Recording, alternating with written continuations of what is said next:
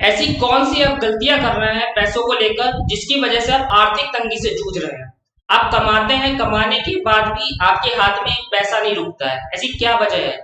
मैंने यहाँ पर 10 गलतियां ढूंढ कर निकाली हैं। ये 10 बिगेस्ट मनी मिस्टेक्स है जो हर कोई कर रहा है। अगर आप 20 से 30 साल की एज में हैं और समय रहते इन मिस्टेक्स को आप सुधार लेते हैं तो आने वाले टाइम में आप शायद फाइनेंशियली स्ट्रांग हो जाएं। हो सकता है मे भी आप फाइनेंशियली फ्रीडम हासिल कर लें।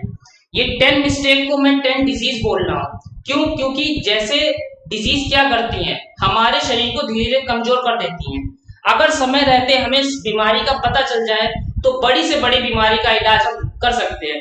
इसी प्रकार से यहाँ पर ये 10 बीमारियां हैं पैसों की, समय रहते मैं आपको बता दे रहा हूँ। अगर आप इन मिस्टेक को सुधार लेते हैं तो आने वाले ईयर में आप 100% फाइनेंशियल फ्रीडम हासिल कर सकते हैं। देखिए, पहली सबसे बड़ी गलती क्या है? इन मिस्टेक को स्टार्ट करने से पहले अगर आप चैनल पर नए हैं तो चैनल सब्सक्राइब कर लीजिए, क्योंकि मेरे इस चैनल पर आपको फाइनेंस से रिलेटेड वीडियो मिलते रहते हैं। Number 1, spend more than earn. जितना आप कमा रहे हैं उससे ज्यादा खर्च करना। आपकी कमाई 10,000 रुपए है और 8,000 9,000 आप रुपए खर्च कर दे रहे हैं, आपकी रीढ़ की हड्डी टूटती चली जाएगी। ये ऐसा है, खर्चा ज्यादा कमाई कम, 100% आप बीमार होंगे, आपकी जो फाइनेंस की बिल्डिंग है वो चरमरा जाएगी, गिर जाएगी। तो अर्निंग बढ़ाइए, ना कि स्पेंडिंग बढ़ाइए। Number 2, taking on credit card डेब्ट। इस समय क्या चल रहा है? बैंक क्या कर रही है? क्रेडिट कार्ड आपको प्रोवाइड कर रही है। आपको पता है क्रेडिट कार्ड पर कितने, एक साल का कितना परसेंट जा रहा है इंटरेस्ट? 36% का इंटरेस्ट जा रहा है। एक साल में 36% आपसे वो ब्याज ले रही है। इसका मतलब आप समझिए, कोई आपको पैसा कब देगा और क्यों देगा? उसमें उसका फायदा है या आपका?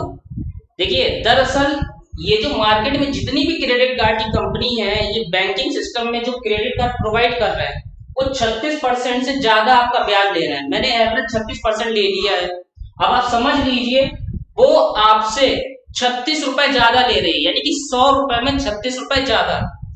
इसमें उनका फायदा है। हमेशा ध्यान रखिए, जब भी बैंक या पर्सन आपको पैसा उधार देता है, इसका मतलब वो उसमें पैसा कमा रहा है, ना कि आपको प्रोवाइड कर रहा है। Number 2, number 3, liabilities asset. Liabilities क्या होती है और एसेट क्या होती है? लायबिलिटी वो होती है जो आपके पैसे की वैल्यू को कम करती है। जैसे जैसे आपने 1 लाख की बाइक खरीदी, ठीक है, आज आपने 1 लाख की बाइक खरीदी, 2 दिन बाद उसकी कीमत 80,000 हो जाएगी, 3 महीने के बाद उसकी कीमत आधी रह जाएगी 50,000। यानी कि आपने बाइक तो खरीदी थी 1 लाख रुपए की, परचेस कितने की करी? 1 लाख की। आपकी जेब से पैसा कितना गया? 1 लाख। लेकिन 3 महीने के बाद वो कितना हो गया? 50,000। इसका मतलब उसकी कीमत क्या हो गई? घट गई। तो लायबिलिटी वो होती है जो आपकी कीमत को, पैसे की वैल्यू को कम कर दे। एसेट वो होता है जो आपके पैसे की वैल्यू को बढ़ा दे। इस पर मैं पूरा सेपरेट वीडियो बनाऊंगा, नेक्स्ट वीडियो शायद इसी पर आए, इसीलिए बोल रहा हूं कि चैनल सब्सक्राइब कर ले। Number 4, fake show off. Fake show off मतलब झूठा दिखावा करना। झूठा दिखावा कैसे? जैसे कि महंगे सूट पहनना, महंगी जीन्स पहनना, है ना। एक मेरा स्टूडेंट है, उसने कहा सर मैं 3,000 की वॉच खरीद लूं। मैंने कहा 3,000 की घड़ी, इतनी महंगी घड़ी अभी से क्यों भाई? आप बताइए, घड़ी जो 100 रुपए से काम चल सकता है, 3,000 की खरीदने की क्या जरूरत है? कोई आवश्यकता है? कोई नीड नहीं है। ये सिर्फ क्या है? डिजायर है, वांट्स है। अब इसमें 100 रुपए में जब काम चल सकता है तो 3,000 की क्यों खरीदें? 10,000 के शूज क्यों खरीदना है ना। तो आप फेक शो ऑफ मत करो, झूठा दिखावा मत करो, ठीक है। कि सभी लोग बाइक और स्कूटी से कॉलेज स्कूल जा रहे हैं तो हम भी जाए, नहीं। झूठा दिखावा ये आपको इतना बीमार कर देगा कि आने वाले समय में आप दुखी होंगे, सिर पे हाथ रख के रोएंगे। Next, finance trap. क्या होता है? आप अगर जॉब कर रहे हैं, आपको 1 से 5 तारीख के बीच में सैलरी मिल गई, पूरे महीने आपको पता ही नहीं लगता वो पैसा कहाँ गया। अगर कोई बिजनेसमैन है, उसको भी नहीं पता चलता कि मैं पैसा कमा रहा हूं, पैसा जा कहाँ रहा है। क्यों? क्योंकि वो अपने फाइनेंस को ट्रैक नहीं करते हैं, मतलब कि बजट नहीं बनाते हैं। वो बजट को नहीं बनाते। जब तक आप बजट नहीं बनाएंगे, जब सरकार अपना बजट बनाती है, बजट क्यों बनाती है? क्योंकि पूरे महीने आप क्या खर्च करेंगे, कितना खर्च करेंगे और कहाँ खर्च करेंगे। जब तक ये आप नहीं डिसाइड करेंगे तब तक आप फाइनेंशियल नहीं ठीक हो पाएंगे। बहुत बड़ी बीमारी है ये। 6 नंबर पर है इनकम एक्सपेंसेस। जैसे आपकी इनकम बढ़ती है, मान लीजिए आपको कहीं से 2000 का फायदा हुआ, तुरंत आपका एक्सपेंसेस बढ़ जाएगा। इनकम बढ़ने के साथ में आप एक्सपेंसेस को भी तुरंत बढ़ा देते हैं और ये समस्या है बहुत बड़ी। FOMO, what is FOMO? Fear of missing out. Fear of missing out का मतलब ये होता है जिस तरफ भीड़ भाग रही है उस तरफ हम भागेंगे।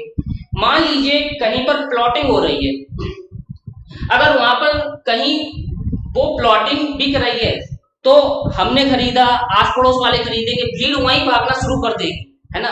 जैसे किसी का स्टॉक है, कोई कंपनी का स्टॉक है, एक स्टॉक की तरफ लोग भागना शुरू कर देते हैं। इस समय शेयर मार्केट का बूम सा आया हुआ है, तो जो देखो वो शेयर मार्केट तरफ भाग रहा है। ये क्या है? फियर ऑफ मिसिंग आउट है, इससे आप बचकर रहिए। 8 नंबर पर है मनी मैग्नीफायर। मनी मैग्नीफायर क्या है? मैग्नीफाई मतलब पैसा हर उस चीज को बढ़ाएगा जो आप चाहते हैं, आपकी जैसी आदतें। मान लीजिए आपकी आदत है सेविंग करने की, जब भी आपके पास ज्यादा पैसा आएगा तो आप ज्यादा सेविंग करेंगे। आपकी आदत है गैम्बलिंग की, तो ज्यादा पैसा आने पर आप गैम्बलिंग करेंगे। आपकी आदत है बुक्स पढ़ने की, तो ज्यादा पैसा आने पर आप बुक्स को परचेस करेंगे। तो डिपेंड आप पर करता है आपकी कैसी आदतें हैं। किसी की ड्रिंक करने की आदत है तो ज्यादा पैसा आने पर वो महंगी शराब को खरीदना शुरू कर देगा, है ना, उसके शौक और बढ़ जाएंगे और रईसी दिखाने लगेगा। ये मनी मैग्नीफायर है, ये किसी को पता नहीं होता है क्योंकि पैसा आपकी आदत के अकॉर्डिंग ही उसको मैग्नीफाई करता है, बढ़ाता है। पैसे को नहीं पता है, आप उसको बताएंगे। 9 नंबर पर आता है बी पेनी वाइज पाउंड फुलिश। ये कहावत है, मतलब क्या होता है? पेनी होता है सिक्के, पाउंड होता है रुपए। अब देखिए लोग सिक्कों को बड़ी होशियारी से, समझदारी से खर्च करते हैं। जैसे रिक्शे वाले से कहेंगे उसने 15 रुपए बताए तो 10 रुपए के लिए कहेंगे, 5 रुपए की से लड़ाई लड़ेंगे। कहीं पर चीज 2-4 रुपए सस्ती मिल रही है तो यहां से 2-3 किलोमीटर दूर जाकर खरीद लेंगे। ये होशियारी नहीं हुई, क्योंकि बड़े अमाउंट तो आप कोई दे रहे हैं, 2-4-5 रुपए सब्जी वाले रिक्शे वाले से लड़कर आप बचा भी ले रहे हैं, लेकिन आपने बड़ा अमाउंट तो फुलिशनेस कर दिया है। 2 रुपए आपने बचा लिए, है ना, सब्जी से, और 100 रुपए का नुकसान कर दिया है। तो पेनी वाइज पाउंड फुलिश, आपको पेनी वाइज नहीं करना है जबकि पाउंड वाइज करना है, पेनी फुलिश कर दीजिए। नंबर 10 पे है घर परिवार में कहा जाता है कि नौकरी लग गई, ऐसा हो गया है तो आप सेविंग करो भाई, बचाओ। जब तक बचाओगे नहीं तो आगे कैसे चलेगा? नहीं, सेविंग के साथ में, जैसे कि एक ग्राफ मैं बनाता हूं, इस साइड मैंने ले लिया सेविंग का और इस साइड ले लिया इन्वेस्टमेंट का। अगर आपकी सेविंग बढ़ रही है तो आपको अपनी इन्वेस्टमेंट को भी बढ़ाना पड़ेगा, ठीक है, तो ही आप फाइनेंशियली स्ट्रांग हो पाएंगे और हो सकता है कुछ टाइम के बाद आप फाइनेंशियल फ्रीडम हासिल कर लो। सेविंग के साथ में आपको इन्वेस्टमेंट भी इंक्रीज करना पड़ेगा, ये दोनों डायरेक्टली प्रोपोर्शनल होने चाहिए। अगर सेविंग बढ़े तो आपकी इन्वेस्टमेंट भी बढ़े। ये मैंने 10 मिस्टेक्स बताई हैं, इन 10 मिस्टेक्स को आप इंप्रूव करिए। इंप्रूव अगर 20 से 30 एज में, तो 100% जो भी लोग आपके कांटेक्ट में हैं उनको ये वीडियो शेयर करिए। अगर ये 10 गलती को सुधार लेते हैं तो आने वाले टाइम में मुझे यकीन है, क्योंकि ऐसा बुक्स में मैंने पढ़ रखा है, 100% वो फाइनेंशियली स्ट्रांग होंगे और हो सकता है कुछ ही टाइम के अंदर फाइनेंशियल फ्रीडम भी हासिल कर लें। ये वीडियो आपको कैसा लगा? वीडियो अच्छा लगा है तो वीडियो लाइक करिए, चैनल पर नए हैं तो चैनल सब्सक्राइब कर लीजिए। नेक्स्ट वीडियो मैंने आपको बताया है शायद लायबिलिटीज एसेट पे हो सकता है या पैसिव इनकम पर हो सकता है। मिलते हैं नेक्स्ट वीडियो में। Thanks for watching.